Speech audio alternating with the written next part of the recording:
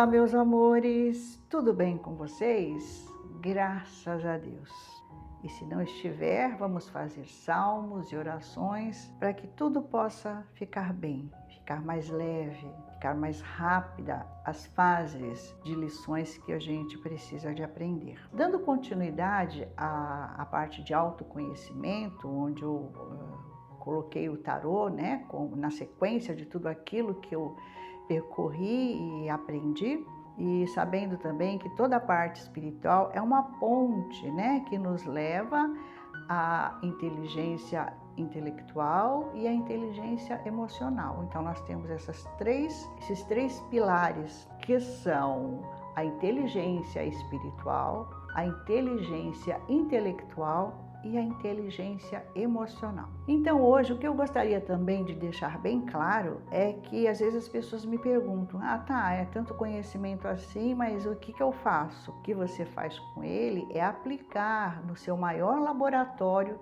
que é a família, porque é na família que a gente aprende as maiores lições e aprende também que quanto mais o vínculo é próximo, mais o karma pode ser maior. E para diminuir essa força karmática, precisamos de treinar o perdão, a compreensão, a paciência e o entendimento que não estamos no meio de deuses, mas sim de seres humanos. Não adianta nada você ser um espetáculo de pessoa do lado de fora, com os amigos, com o seu núcleo profissional ou aonde quer que seja, fora do seu seio familiar. Não adianta nada você ser um excelente profissional, mas você ser um péssimo parente, você ser uma péssima referência para os seus filhos.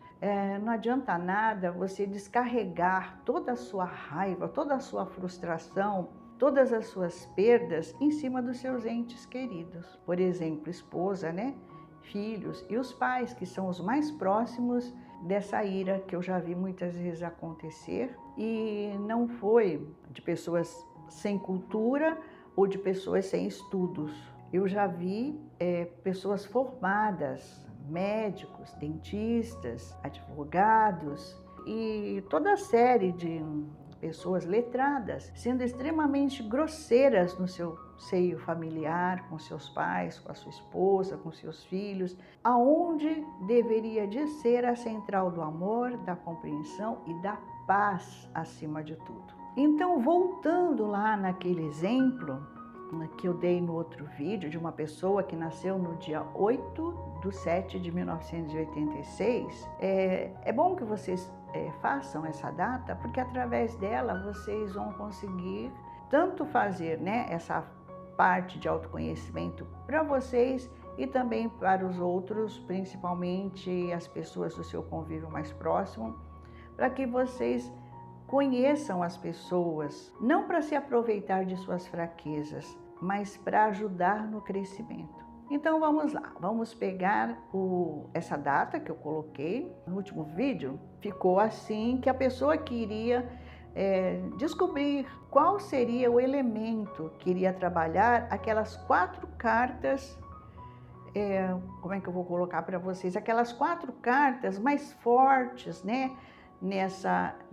Nesse autoconhecimento através do tarô. Então, através da numerologia, nós descobrimos que, por exemplo, a soma dessa data dá 39, não temos 39 arcanos do tarô, então nós vamos para a redução, que é 12. Só que 12 é um número composto e nós só temos os números de 1 a 9.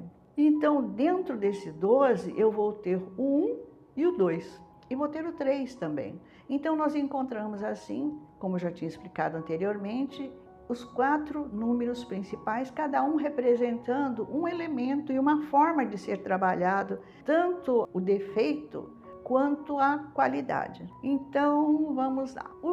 As civilizações antigas, elas determinaram, né, os pontos cardeais, norte, sul, leste, oeste, né?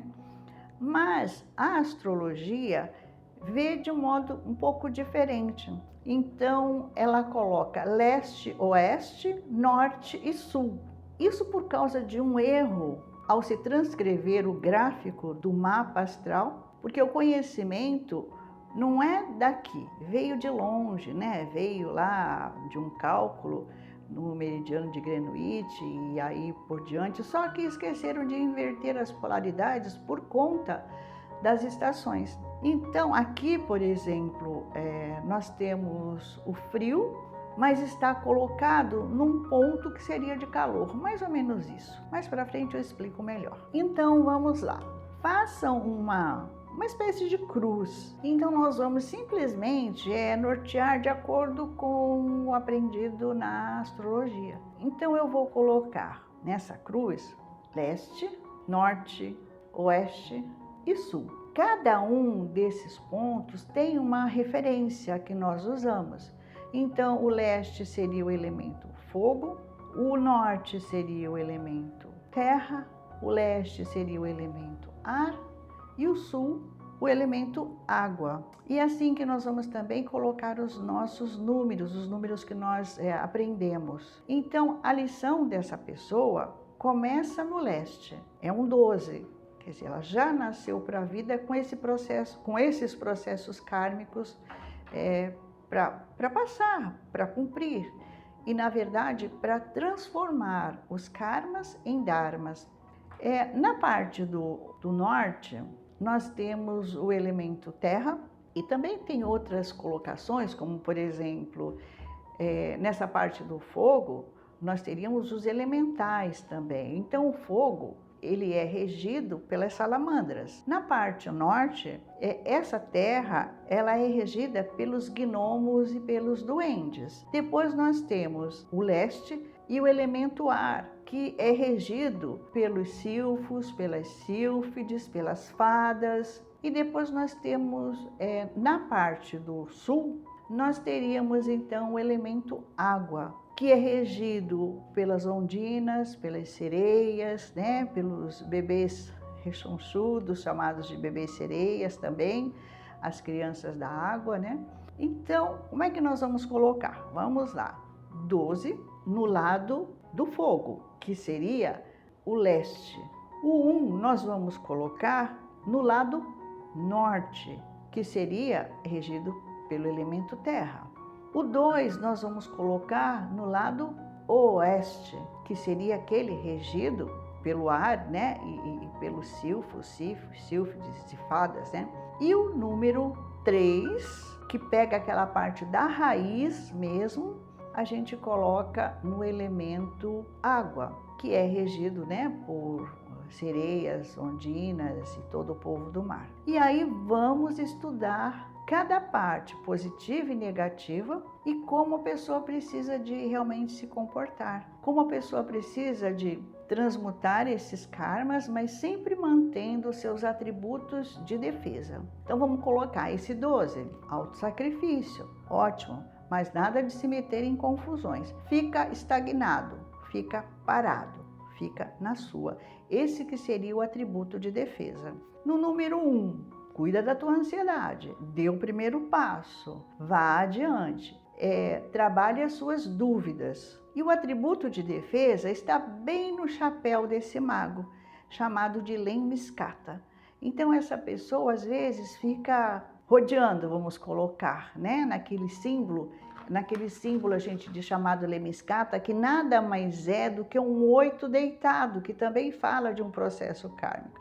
Então às vezes ela prefere ficar ali parada um pouco ou procurando alguma coisa sem parar, porque ela também é perfeccionista. O número 2, que é representado pela papisa, o que ele precisa é realmente de trabalhar aquela timidez que às vezes vem numa hora indesejada e estudar, porque a papisa, ela tem o registro acástico, que é representado por aquele livro que ela carrega nas mãos. E o atributo de defesa, muitas vezes, pode ser a indiferença. Na parte do número 3, que pega aquele lado ali sul, né, que deveria ser fogo, vamos colocar segundo os pontos cardeais, mas na astrologia não é assim.